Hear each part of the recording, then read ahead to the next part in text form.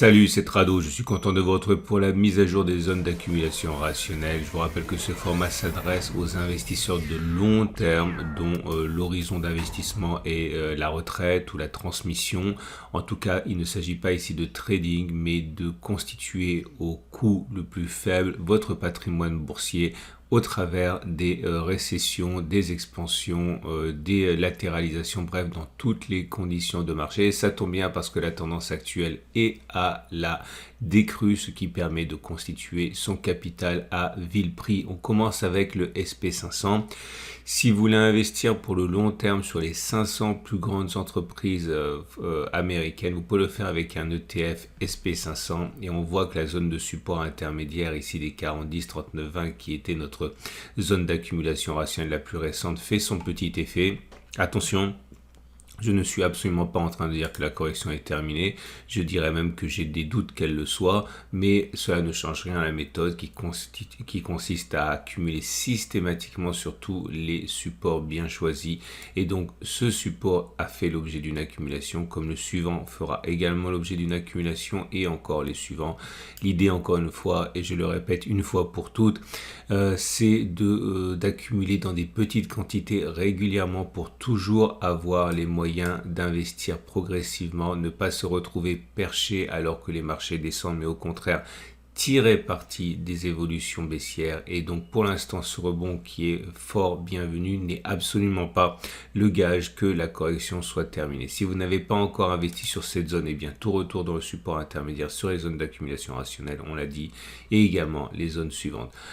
Juste pour avoir une idée de ce qui s'est produit, je vous mets les retracements de Fibonacci et vous allez remarquer que le rebond a eu lieu de manière très classique en fait, on l'a dit, suite à une explosion haussière, il est normal d'avoir un retracement puissant et c'est sur les 61,8% que pour l'instant la baisse semble s'être arrêtée. Pour l'instant, la tendance de long terme, on l'a dit, est toujours baissière. La tendance de fond est haussière puisqu'on est au-dessus de la M50 qui monte et les bougies Aiki-Nashi montrent de bonnes dispositions avec deux bougies haussières ici, coup sur coup, clairement des bougies vertes sans mèche basse, c'est haussier. Ça signifie qu'il est plus plausible que l'on continue de monter plutôt que l'on ait fait les plus hauts.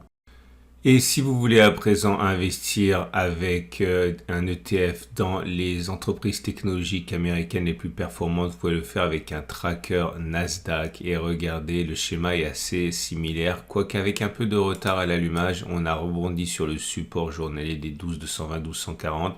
Ça tombe bien, c'était notre toute dernière zone d'accumulation rationnelle. Encore une fois, cette grande zone rouge ici ne doit absolument pas être regardée de haut. C'est une énorme zone de support mensuel. Je vous rappelle, si on regarde les données mensuelles, elle a complètement la légitimité d'être là. C'est une zone de congestion. Toutes les zones de congestion constituent des zones de résistance et de support. Elle a été cassée, elle a changé de polarité, donc devenu support. Et c'est pour ça que cela fait 5 mois qu'on est à préserver d'une continuation de la baisse en étant dans cette zone rouge. Et c'est pour ça que là, on a rebondi. Il est vrai, il y avait un double support mensuel et journalier. Il demeure que pour l'instant, tout retour dans cette zone rouge constituera une zone d'accumulation rationnelle, en particulier tout retour sur la zone orange, que je vais d'ailleurs réajuster un petit peu pour qu'elle colle mieux à ce que veut le marché. On peut constituer donc au plus précis cette zone ici de support journalier compris entre, allez, on va dire 12 000 et 11 930 et notre prochaine zone d'accumulation rationnelle. Mais là aussi, il ne faut pas se précipiter puisque toute cette zone rouge, en cas d'enfoncement, constituerait une zone d'accumulation rationnelle. C'est une zone qui est très large et sur laquelle il faut envisager d'accumuler petit à petit. Regardez, 16%. Donc on peut tout à fait visiter le bas de cette zone avant d'avoir un rebond. Il faut impérativement en tirer parti. La tendance de long terme est malheureusement toujours baissière. La tendance de fond est toujours, on va dire qu'elle est neutre puisqu'on est en dessous de la M50, mais celle-ci monte encore. Bref, on l'aura compris, c'est encourageant, mais ça ne laisse absolument pas augurer d'une fin de baisse, bien au contraire, la tendance de long terme étant baissière.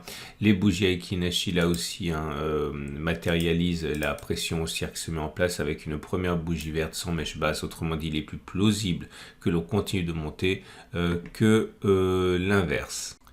Et passons à l'Eurostoxx 50. Si vous êtes intéressé par accumuler pour le long terme les 50 plus grandes entreprises cotées européennes, il vous faut peut-être un ETF Euro 50, Eurostoxx 50.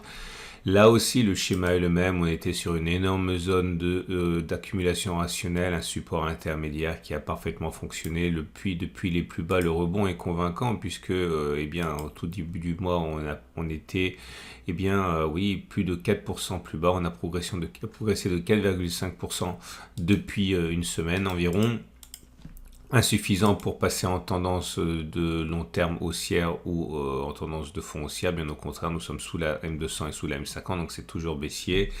Néanmoins, il y a vraiment des velléités haussières. Tout retour dans la zone grise et tout au long d'un enfoncement éventuel dans cette énorme zone ici constituerait des zones d'accumulation rationnelle. Pour moi, regardez, si on regarde les données hebdomadaires, on voit que c'est une zone importante, zone qui a préservé les cours de la baisse depuis mars. Donc c'est une zone qui est vraiment convaincante dans son rôle de support.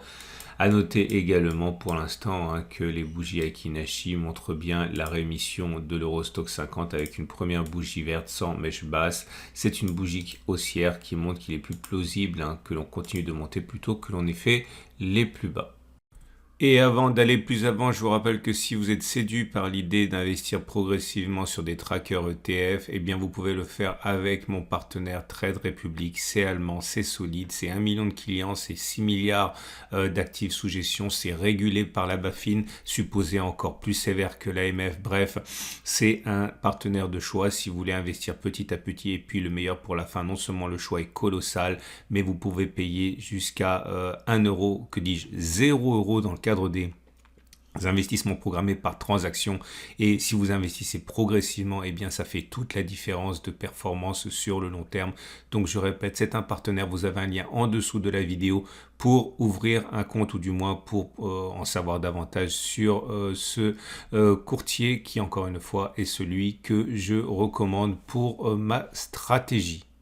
Et on passe au CAC 40. Si vous voulez investir progressivement sur l'indice des 40 plus grandes entreprises françaises cotées avec un ETF CAC 40, vous pouvez le faire. D'ailleurs, regardez, le rebond sur la zone ici était tellement franc qu'on pouvait envisager qu'il y avait véritablement aussi des velléités haussières. Regardez ça depuis les plus bas. Dans la zone d'accumulation rationnelle la plus récente, on a pris 4% également.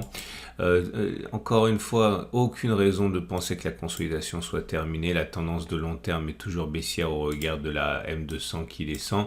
Et même la tendance de fond n'est pas haussière puisqu'on est toujours en dessous de la M50. Mais le rebond est convaincant sur cette grande zone grise qui correspond à la zone qui a préservé les cours de la baisse maintenant depuis février. On a en deuxième rideau défensif cette grande zone rouge ici que je n'ai pas fait figurer. Voilà, elle est comme ça. Et vous voyez, c'est une ancienne zone de résistance qui a été cassée, qui a changé de polarité, qui est devenue support. Donc, il est normal que des achats se manifestent sur cette zone sans que cela n'augure en rien de la fin de la baisse. Mais encore une fois, dans ma méthode très simple, on ne s'en soucie guère. On accumule systématiquement sur les zones d'accumulation rationnelle.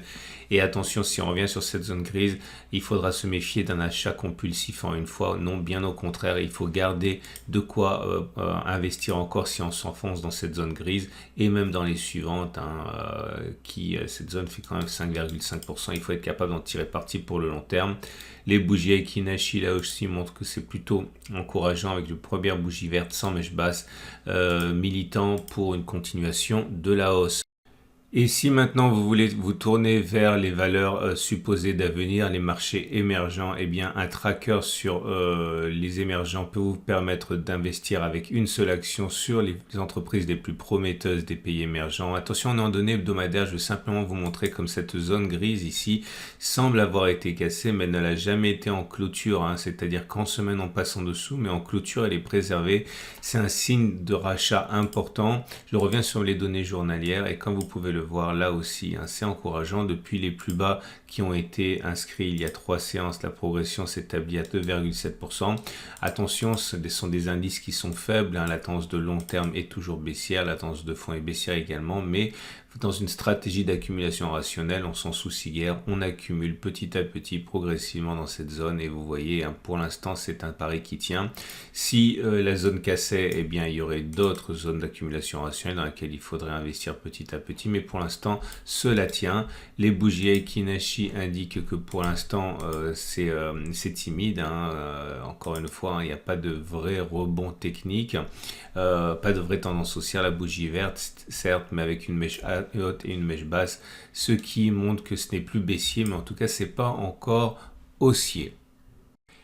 Et pour terminer, si vous voulez investir à l'aide d'une seule action dans toutes les entreprises les plus importantes en termes de taille du monde, vous pouvez le faire avec un tracker monde, un ETF monde, par exemple Amundi ETF MSCI World, qui n'est pas le plus inconnu, bien au contraire, c'est sans doute celui qui est le plus connu en France. C'est pour ça que je le prends. Nous sommes en train de repasser au-dessus de la M200, c'est très convaincant. Attention, un croisement M200, M50 est réputé être un croisement aussi. Regardez le précédent qu'il y a eu. C'était, eh bien, oui, il faut remonter très très loin là, ok, en 2020, et regardez ce qui s'est passé après. Ça fonctionne pas à tous les coups, mais en tout cas, c'est suffisamment suivi par les analyses techniques pour être noté. Et attention, c'est peut-être incessant ici. Et enfin, ça va peut-être arriver incessamment, pardon. Et la tendance de fond est déjà haussière, la tendance de long terme est en train de devenir. Donc attention, hein, si vous êtes baissier, vous êtes peut-être en train de louper le coche. Et c'est pour ça qu'accumuler progressivement est intéressant. Je vous rappelle que la précédente grande zone d'accumulation rationnelle est à 365-361. Elle a déjà été visitée par définition, et nous avons toute une série de zones d'accumulation rationnelle qui pourraient faire l'objet d'accumulation en cas d'attaque baissière ou de coup de fatigue. 403, 397 et pour après 396, 394. Regardez les bougies Aiki-Nashi qui sont bien, hein, il n'y a rien à dire. Regardez, c'est vert, ça n'a pas de mèche basse, donc c'est le signe que la hausse pourrait se poursuivre. C'en est terminé de mon format hebdomadaire. Si vous avez aimé, et je vous remercie éventuellement de déposer un like si ça vous a été utile. N'oubliez pas également que vous abonner à la chaîne YouTube, comme ça vous ne loupez pas les mises à jour hebdomadaires. Je vous rappelle enfin que si vous voulez découvrir ma méthode d'accumulation rationnelle, je vais mettre là par transparence une petite vidéo qui est la dernière que j'ai commise sur le thème. Bon, elle est datée pour les zones d'accumulation rationnelle, mais j'explique le principe dans les 2 premières minutes, donc vous pouvez être intéressé par le visionnage de ces 2 dernières minutes. C'est à la fin de cette vidéo. Je vous souhaite une excellente journée et je vous dis donc à la semaine prochaine pour la mise à jour.